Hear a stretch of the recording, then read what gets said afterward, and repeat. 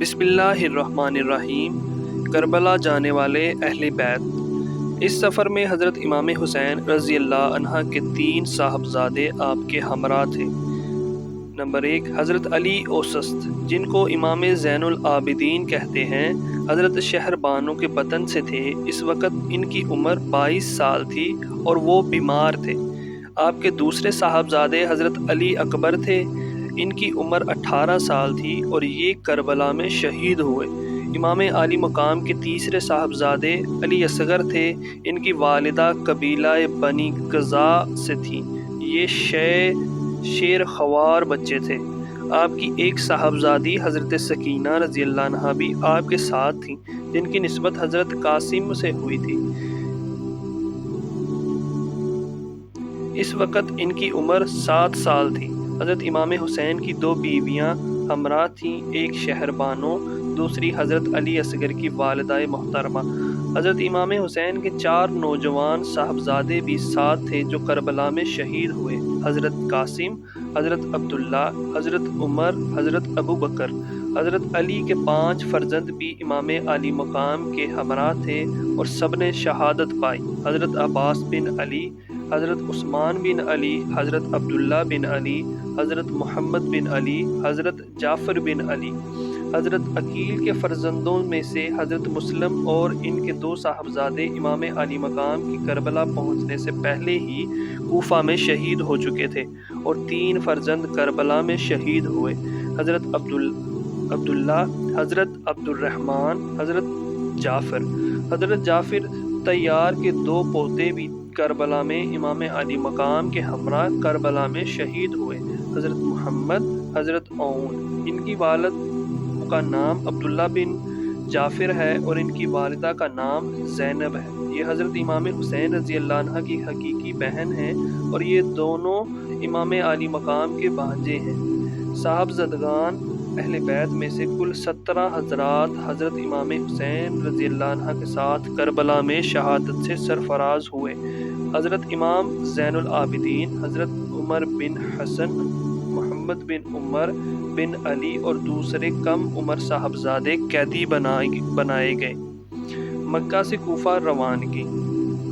حضرت امام حسین مکہ معظمہ سے 8 ذی الحجہ کو کوفہ کے لیے روانہ ہوئے۔ جب آپ روانہ ہونے لگے تو آپ کی خدمت میں درخواست کی گئی کہ آپ کچھ دن اور مکہ میں گزار لیں، لیکن حضرت امام حسین رضی اللہ عنہ کے سامنے ان کے والد گرامی کا یہ ارشاد تھا کہ مکہ معظمہ کا تقدس ایک شخص کے سبب پامال ہوگا اور ایک شخص کے سبب سے مکہ میں خون بہے گا۔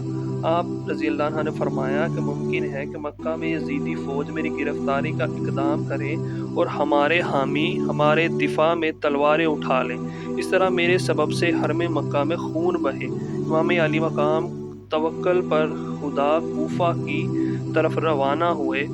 راستے میں صفاح کے مقام پر عرب کے مشہور شاعر فرزوق سے آپ رضی اللہ عنہ کی ملاقات ہوئی۔ وہ کوفہ سے آ رہا تھا۔ فرزوق نے آپ کو سلام کیا اور دعا دیتے ہوئے کہا کہ اللہ تعالیٰ آپ رضی اللہ عنہ کی مراد پوری کرے اور آپ رضی اللہ عنہ کو وہ چیز عطا فرمائے جس کے آپ طلبگار ہیں۔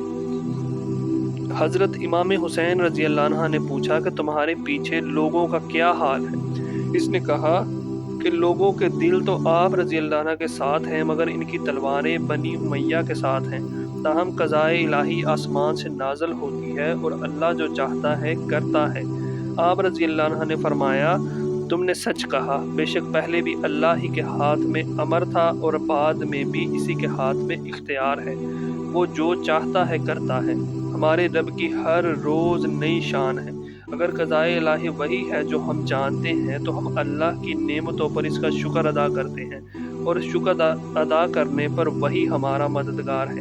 اگر قضائے الہی ہماری امید کے خلاف ہے تو جس شخص کی نیت صالحہ ہو اور وہ متقی ہو تو اس کی شکایت نہیں کرتے۔ اس کے بعد امام علی مقام نے اپنی سواری کو چلایا اور سلام کرتے ہوئے دونوں ایک دوسرے سے رخصت ہو گئے۔ فرزوق سے ملاقات کے بعد قافلہ حسین رضی اللہ عنہ آگے بڑھا تو آپ رضی اللہ عنہ کے بھانجے حضرت عون محمد اپنے والد حضرت عبداللہ بن جعفر کا خط لے کر پہنچ گئے۔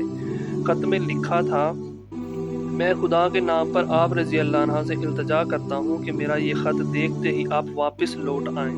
جو سفر آپ نے اختیار کیا ہے اس میں مجھے آپ رضی اللہ عنہ کی ہلاکت اور آپ رضی اللہ عنہ کے اہل بیت کی بربادی کا خوف ہے۔ آج اگر آپ ہلاک ہو گئے تو اسلام کا نور بجھ جائے گا۔ آپ ہدایت یافتوں کے رہنما اور اہل ایمان کی امید ہیں۔ آپ سفر میں عجلت نہ کریں، اس خط کے پیچھے میں خود آ رہا ہوں۔ والسلام۔ حضرت عبداللہ بن جعفر نے اپنے بچوں کے ہاتھ یہ خط روانہ کر کے خود امیر مکہ عمر بن سعد سے ملاقات کی اور اسے کہا کہ حضرت امام حسین رضی اللہ عنہ کو ایک خط بھیج دیں جس میں انہیں ایمان دینے اور نیکی اور احسان کرنے کا وعدہ ہو۔ اس خط میں انہیں واپس آنے کی درخواست کی گئی ہو، ممکن ہے اس طرح وہ مطمئن ہو کر واپس آ جائیں۔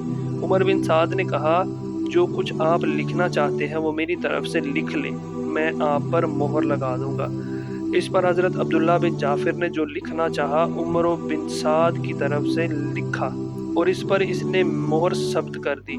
آپ رضی اللہ عنہ نے اس سے مزید کہا کہ میرے ساتھ کسی آدمی کو امان کے طور پر بھیج دو۔ اس پر عمر بن سعد نے یحییٰ کو آپ کے ساتھ بھیج دیا۔ حضرت عبداللہ بن جعفر اور یحییٰ خط لے کر روانہ ہو گئے حتیٰ کہ حضرت امام حسین سے جا ملے اور انہیں یہ خط پڑھ کر سنایا۔